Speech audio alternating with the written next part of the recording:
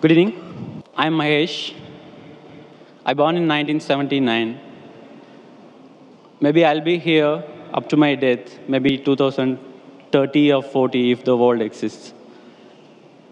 I just want to know where I was before 1979, where I'll be after my death. If I have been meant to be here in this world for this certain period, who am I representing? The brother asked the question that he was born in 1979 and today he's in UAE. He wants to know where will he be afterwards. He will be saying most probably be here till 2030 if the world exists. Where will he be after he dies? And who are you representing? Brother, you are representing your own self. If you have not manipulated or done some makeup or trying to hide, if you are your own self, you are representing yourself. Point number one. Where will you be after you die? Depending upon what are you following. If you follow the last and final revelation, the glorious Quran, after you die, you will be in heaven. If you go against the laws of the Creator, against the last and final revelation, the Quran, then after you die, you will be in hell. So I don't know if you accept the commandments of Almighty God today, what you did between 1979 and till the 14th of April 2012, all will be forgiven. All forgiven, zero will be forgiven. So in the past, whatever you have done in the past will be forgiven because our beloved Prophet Muhammad said, the moment a person accepts Islam, all his previous sins are washed away. So depending upon whether you follow the laws of the Creator, where will you be, I can tell you. But you don't know when will you die. If you say, if that is the case, you know what I'll do? Maybe I'll live till 2030, so I'll accept Islam in 2029. Brother, you don't know, even I don't know, how long will you live? And you rightly said, if the world exists. I don't know till how long will the world exist. Allah says in the Quran, in Surah Luqman, chapter number 31, verse number 34, no one besides Allah knows the hour. When will the earth end? We don't know. Whether it'll stay for a few years, for a few decades, we don't know. How long will you live and I live? I don't know. So the best is the moment you come to know the truth, accept it. All the past sins will be forgiven. Then you try and practice and follow as much as you can. So where will you be after you die depends upon you. I can only guide you. Allah says in the Quran in Surah Ghashiyah, chapter number 88, verse number 21-22, Allah says, فَذَكِّرْ إِنَّمَا أَنْتَ مُذَكِّرْ. He tells the Prophet, your job is to deliver the message. Giving hidayah is in the hands of Allah subhanahu wa ta'ala. So I want to ask you, brother, after you die, do you want to go to heaven or hell? After you die, do you want to go to heaven or hell? To be frank, I don't know. You don't know. Because for me, the heaven and hell is here. It's up to us. Yes, this is temporary heaven, hell, you know, temporary. As I mentioned earlier, Quran says in Surah Mulk, chapter number 67, verse number 2, Allazi khalaqal mauta wal hayata. It is Allah who has given you death and life so that He may test which of you is good in deeds. This is a test.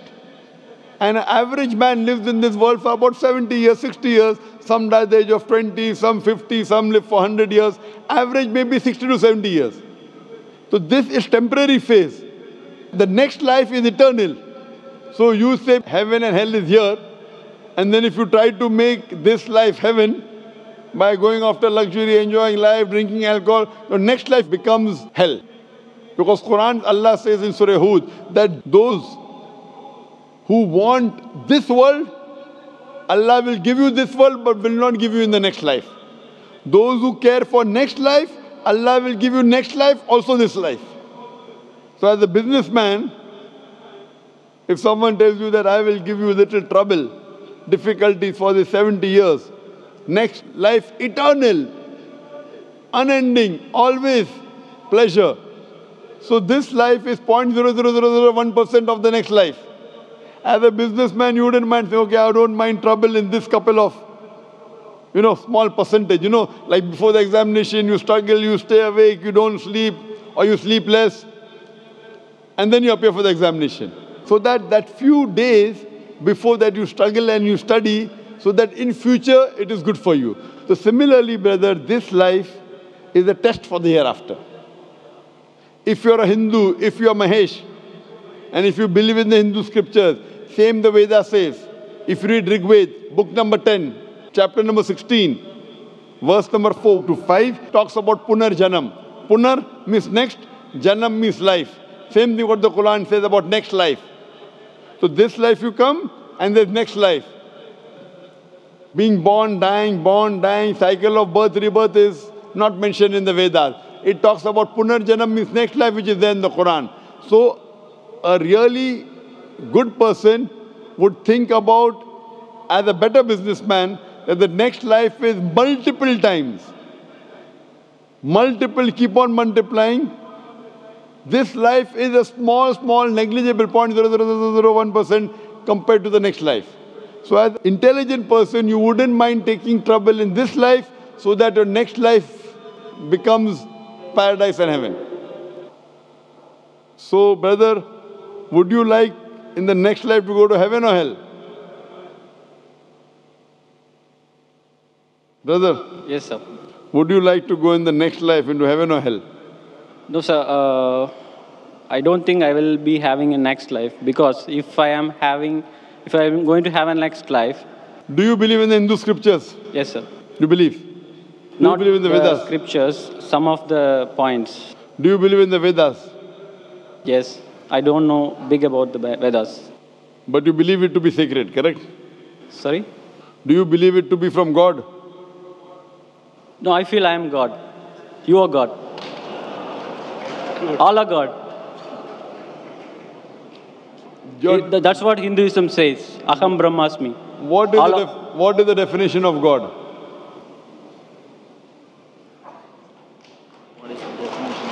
I don't know.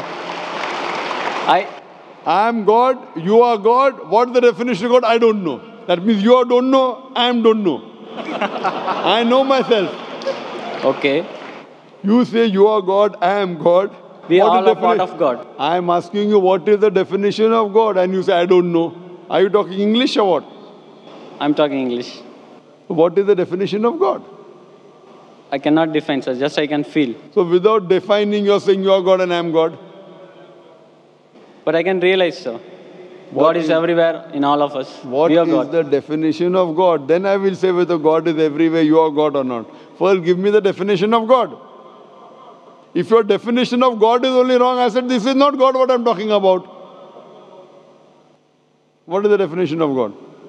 I don't know to define, sir, exactly in words. So that means you do not believe. I'm not talking about the God which you're talking about. So you should ask me what is the definition and I'll tell you.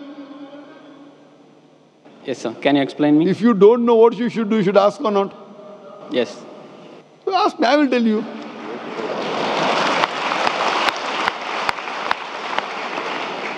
The definition of God come to according to Vedas and Upanishad, then I come to the Quran. If you read the Upanishad, Chandogya Upanishad, chapter number 6, section number 2, verse number 1, Ekam Evidityam. God is only one without a second. It's mentioned in Shveta Upanishad, chapter number 6, verse number 9. Nachasya kasij janitana chadipa. A Sanskrit quotation which says that of that God, he has got no superior, he has got no parents. Almighty God has got no Lord, no superior, no mother, no father. It's mentioned in Shveta Upanishad, chapter number 4, verse number 19. Na tasya pratima asti. Of that God there is no pratima. Pratima is the Sanskrit word which means image, picture, portrait, sculpture, statue. Na tasya pratima asti. Of that God there is no image, no picture, no portrait, no painting, no photograph, no idol, no statue, no sculpture.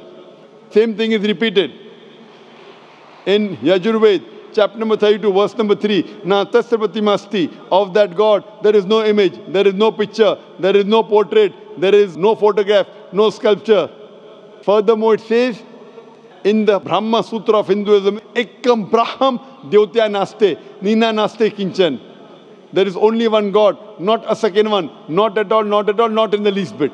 So based on this definition, God is one, there's nothing like him, And the Quran further says in Surah Ikhlas, chapter number 112, verse number 1 to 4, the definition of God is, Qul huwallahu ahad. Say it's Allah one and only.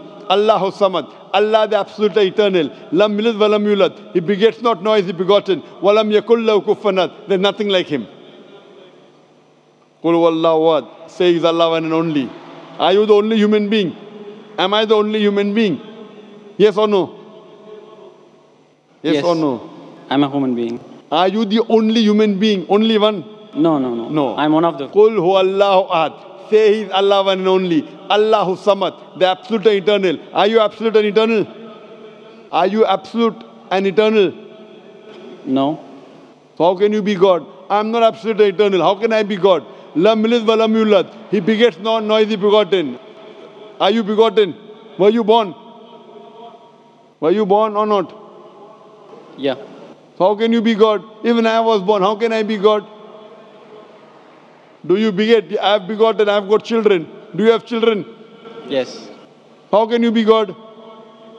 Walam yakul lahu kufuwan ahad. There's nothing like him. What I'm saying That is... means your definition of God, forget what you say about God. I'm talking about my definition of God. Forget what you say about God now. Keep it. That may be God with a small g. I'm not talking about God with a small g, what you're talking about. I'm talking about God with a capital G. He's only one. He's all-powerful. He's absolute. He begets not, nor is he begotten. There's nothing unto like him. Based on this definition, can you call yourself God? Can I call myself God? If you wish, you can. I asked you the question, are you born? You're saying yes. If you wish, then you'll be called a lunatic. No, sir. What I'm feeling is What I'm I'm a part of the God. You were saying the only one God, no? I feel I am the part of it. The big one. We all are part of it. Maybe we got detached, as like this world got detached from the sun. That is your definition of God. That's not the definition of God of Vedas. It's not the definition of God of Quran. So therefore I say this God is a different God. I'm not talking about the God that you believe in. I'm talking about the God which I believe in. He's one. He's not part of everything. Your God, forget about it. Keep it at the side now. Fine? The God what you're talking, keep it at the side. I'm talking about the definition of my God. You understand? He is only one. He's all-powerful. Are you all-powerful? Are you all-powerful? Not all-powerful. So you are not the God I'm talking about. What God you're talking about, keep that God aside. Okay. Okay? My God I'm talking about. Therefore, La ilaha, there is no God. All the other false gods are wrong. You keep it aside. I'm talking about the correct definition. Someone is talking about 2 plus 2 is equal to 5. That equation, keep it at the side. The God that I'm talking about, the entity I'm talking about, He is one. He is all-powerful. He is absolute. He begets not, nor is He begotten. He is not born. He does not give birth to anyone. And there's nothing like Him. He is only one. Do you believe in such a God? No, sir, I don't believe. That's the problem. That means you are not believing in the true God. My request to you is, you read your Hindu scriptures, all the quotation I gave, go and read the translation of the Quran, try and find out the true God. Not these fake gods, I am God, you are God. I don't consider myself God. You are calling me God, so I'll say yes, I'm God. I'm not a fool to accept you that I'm God. You want to go to hell, go. I don't want you to take me to hell. I'm going to go to heaven. I want to take you to heaven. But to take you to heaven, if I agree with you that you're God and I'm God, we both will go to hell. I prefer we both go to heaven. Therefore, I request you read your scripture, the Vedas, the Upanishad, read the Quran, educate yourself, and join me. We both will go to heaven, inshallah.